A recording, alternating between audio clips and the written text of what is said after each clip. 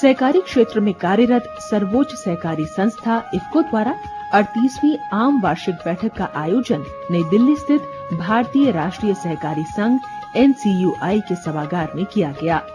इस बैठक में देश के विभिन्न राज्यों से आए निर्वाचित सहकारी संस्थाओं के प्रतिनिधियों और निदेशक मंडल के सदस्यों ने भाग लिया। पिछले वित्तीय वर्ष में हुई प्रगति के बारे में सदस्यों को अवगत कराना और आगामी वित्तीय वर्ष के लिए नई योजनाओं के बारे में सदस्यों को जानकारी देना इस बैठक का मुख्य उद्देश्य रहा। इस अवसर पर इफ्को के पूर्व अध्यक्ष श्री सुरेंद्र कुमार जाखड़ को श्रद्धांजलि अर्पित की गई और सभी सदस्यों ने इफ्को को शिखर तक पहुंचाने के लिए श्री जाखड़ द्वारा किए गए अथक प्रयासों की भूरी भूरी प्रशंसा की।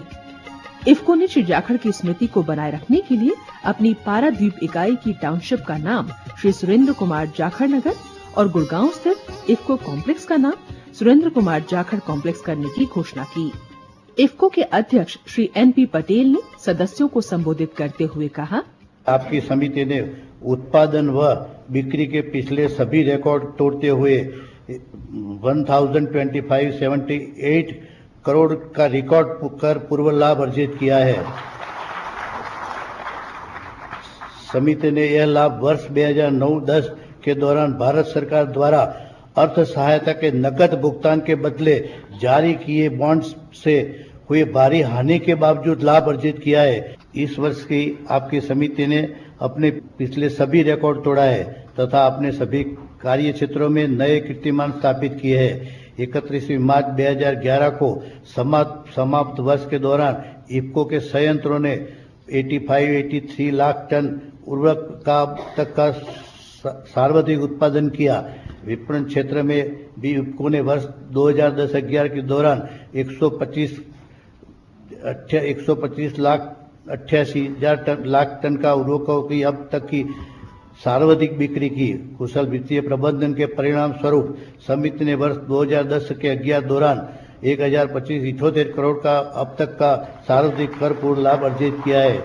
समिति ने चालू वर्ष में 26% की वृद्धि दर्ज करते हुए 21,975 करोड़ का बिक्री कारोबार किया है। यह वर्ष आपकी समिति के लिए सम्मान और पुरस्कार का वर्ष रहा है। आपकी समिति ने ऊर्जा संरक्षण तथा औद्योगिक सुरक्षा के क्षेत्र में राज्य सरकारों, केंद्र सरकार और अन्य संगठनों से अधिक प्रतिष्ठित पुरस्कार प्राप्त किए हैं।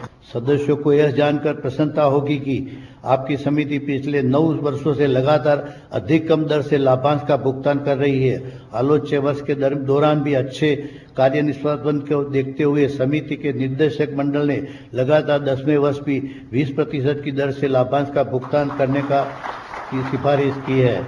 वित्त वर्ष के दौरान समिति के शानदार कार्य निष्पादन को ध्यान में रखते हुए निदेशक मंडल ने सिफारिश की है कि सदस्य सहकारी समितियों को वित्त वर्ष 2010-11 के दौरान बेचे गए इफ्को उर्वरकों पर 5 प्रति टन की दर से विशेष छूट अथवा 31 मार्च 2011 को इफ्को के उनकी इक्विटी शेयर पूंजी की 2% राशि को जो अधिक हो वो भुगतान किया जाएगा। इस अवसर पर इफ्को के प्रबंध निदेशक डॉक्टर उदय शंकर अवस्थी ने भी संस्था की प्रगति के बारे में जानकारी दी। इस साल इफ्को की जो अभूतपूर्व प्रगति हुई है वो पिछले सब सालों से बहुत आगे निकल गई। किसी भी सहकारी संस्था के लिए 1000 करोड़ का से ज्यादा का लाभ ये बड़े भारी गर्व की बात है। इससे सहकारिता भी मजबूत होगी और इसलिए हालांकि हमारे यहाँ जो प्राविधान है उसमें 20% के ऊपर डिविडेंड नहीं दे सकते हैं, लेकिन ये निर्णय लिया निदेशक मंडल ने, अध्यक्ष महोदय ने, कि हम अपनी सोसाइटियों को 2% इक्विटी का या 5 रुपए प्रति टन जो भी ज्यादा होगा वो पेमेंट करेंगे। 1025 करोड़ रुपया तकरीबन 1500 करोड़ रुपया होता। ये भारत सरकार ने जो नगद की जगह पे हमको जो पर्चा दिया था बॉन्ड का, यदि वो पर्चा वापस न लेते और उसमें हमें 453 करोड़ रुपए का नुकसान न उठाना पड़ता तो ये हमारी 1500 करोड़ के ऊपर की। इफ्को रासायनिक उर्वरकों के उत्पादन में उल्लेखनीय कार्य कर रही है, साथ ही साथ अनेक किसान हितकारी योजनाएं भी चला रही है। अब ये समय आ गया है कि जो केमिकल फर्टिलाइजर का अंधाधुंध इस्तेमाल होता है, इम्बैलेंस यूज होता है, उसके कारण आप जो हमारी जमीन है उसकी क्षमता कम हो रही है। तो जमीन में हम लोग फिर से ग्रीन मैन्योर जरूर इस्तेमाल करें। ऑर्गेनिक कंपोस्टिंग, पीएसएन टेक्नोलॉजी उनको दी है, जगह जगह हम लोगों ने पीएसएन कंपोस्ट बनवाए हैं, कंपोस्ट का यूज किया है। माइक्रोन्यूट्रिएंट की बहुत ज्यादा कमी हो गई है, उसके लिए उनको प्रोत्साहित कर रहे हैं। बायो फर्टिलाइजर, वर्मी कंपोस्ट, उसके लिए उसको कह रहे हैं कि आप इस्तेमाल करिए। और सबसे इम्पोर्टेंट चीज हम कह रहे हैं कि आप लोग खेत को जलाइए नहीं, पर उसका जो ऑर्गेनिक जो उसका खरपतवार है, जिसको कि जो उसका थ्रेशिंग के बाद जो बच जाता है, उस सबको सॉइल में ही उसको मिलाइए और सॉइल में के अंदर उसको डिजनरेट कराइए, ताकि उससे हमको और कंपोस्ट मिल सके और माइक्रोन्यूट्रिएंट मिल सके।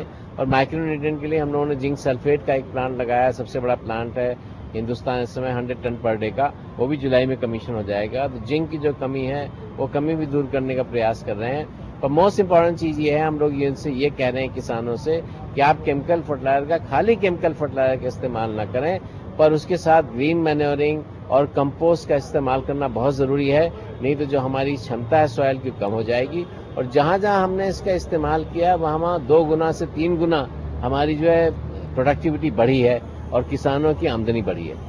इसमें दो राय नहीं कि इफ्को जनतांत्रिक तरीके से कार्य करते हुए किसानों की सेवा करती रहेगी और देश की खाद्य सुरक्षा सुनिश्चित करने की दिशा में मील का पत्थर साबित होगी। तो किसान भाइयों, ये तो थी जानकारियां कृषि से संबंधित। और अब बात करते हैं संगीत के बारे में।